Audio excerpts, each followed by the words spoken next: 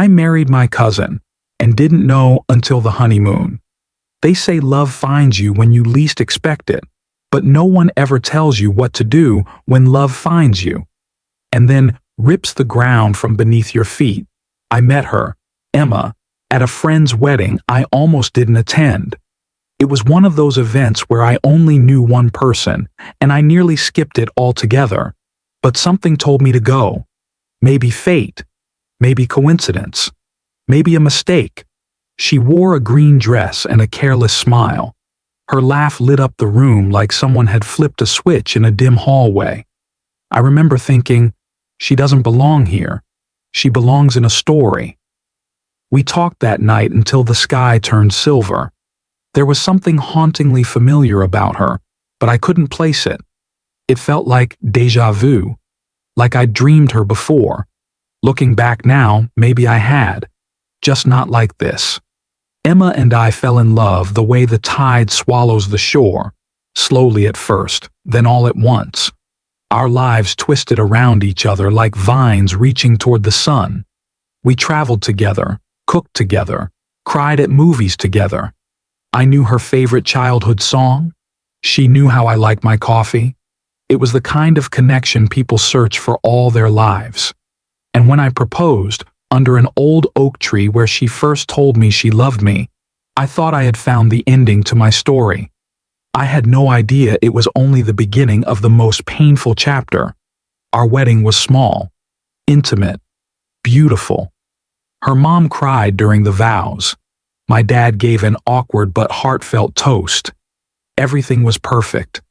I remember watching her dance under the fairy lights, barefoot and glowing, thinking, this is it.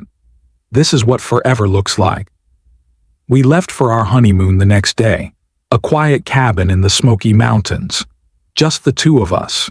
No Wi-Fi, no distractions, nothing but firewood, wine, and the promise of forever. The third night, it rained. We stayed in, played cards, drank cheap wine, and laughed about everything and nothing. At some point, Emma pulled out an old photo album. "Want to see my awkward phase?" She grinned, flipping open the book. We laughed at baby pictures, old school portraits, Halloween costumes. Then I saw her. A woman in a worn rocking chair, smiling gently, surrounded by children. "That's Grandma Lucy," Emma said fondly. "She raised me after Dad left." I stopped breathing. "Grandma Lucy?" I whispered, reaching for the album. "Where is this photo from?" "My mom's backyard," she replied. "Why?" I dug out my phone, heart racing.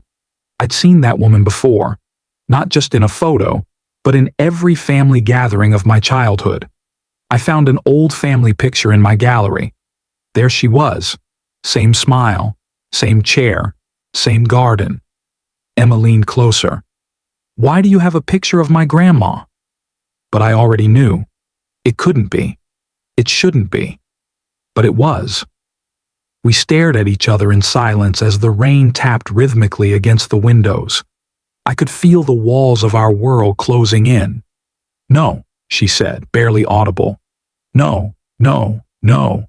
We stayed up until 4 a.m., combing through records, photos, old letters. The pieces came together slowly, painfully. A feud. A severed relationship between my father and her mother. A falling out no one ever talked about. Two siblings who chose silence, and in doing so, tore our family tree apart. Emma and I were cousins, first cousins. My wife was my cousin. I wanted to scream, to run, to erase everything and start again. But there was no escape. We were already married. We had already promised everything. We had already fallen too deep. Emma collapsed onto the bed and wept. I sat on the floor, staring at the photo album in my lap, wondering how love could feel so right and so wrong at the same time. We left the cabin early. The ride home was silent. I couldn't even hold her hand. Every touch felt like a betrayal. Of what? I wasn't even sure. Biology? Morality? God? We didn't tell anyone for weeks. We couldn't. We barely spoke to each other. Our once beautiful home felt like a crime scene. Every photo on the wall now a painful reminder of the love we weren't supposed to have. When we finally told our families, the reactions were explosive.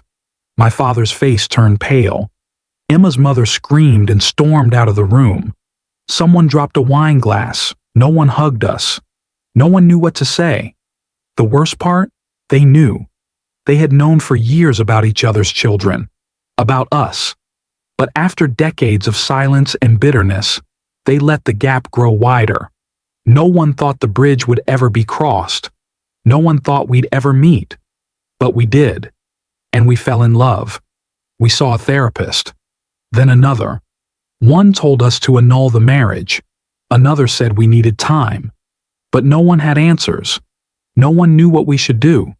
We didn't either. Emma looked at me one night, eyes swollen from crying. "I don't want to lose you," she said. "But how do we keep going?" "I don't know," I whispered. "But I know I still love you." That was the truth. I still loved her. Despite the wrongness, despite the horror, despite the weight of it all. I loved her. We started reading stories like ours online, forums, studies. We found others, people who had fallen in love without knowing. Some stayed together, some didn't. But all of them carried a scar that never fully healed. And here's what we learned. Biology matters. But so does choice. So does intention. So does love. We didn't choose to be born into the same family. We didn't choose to be lied to, or kept apart, or left in the dark. But we did choose to love each other, and we still do. Today, we're living quietly in a new town, a fresh start. Most people don't know our story. Some close friends do. The ones who stayed surprised us with their grace. They listened. They asked questions. They didn't judge. We decided not to have children, for now. Maybe forever. We're still navigating what that means. What we're comfortable with, what our future looks like. But here's what I know.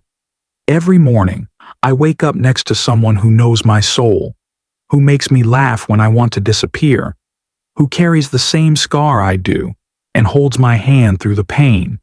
We didn't plan this. We didn't want this. But we're still here, together. And if love is anything, it's surviving the unthinkable and choosing each other anyway. So yes, I married my cousin, and I didn't know until the honeymoon. But I know now, and I still love her. Sometimes life throws us into situations we never imagined, where the line between love and taboo blurs, and every choice feels impossible. But I've learned that love isn't always perfect or easy. It's messy, complicated, and sometimes heartbreaking. Yet it's also the thing that gives us strength to face the unknown. Emma and I still have a long road ahead. There will be doubts, judgments, and fears. But no matter what, we'll walk it together. Two souls intertwined by fate, courage, and a love that refuses to be broken. Because sometimes, love is about holding on, even when the world tells you to let go.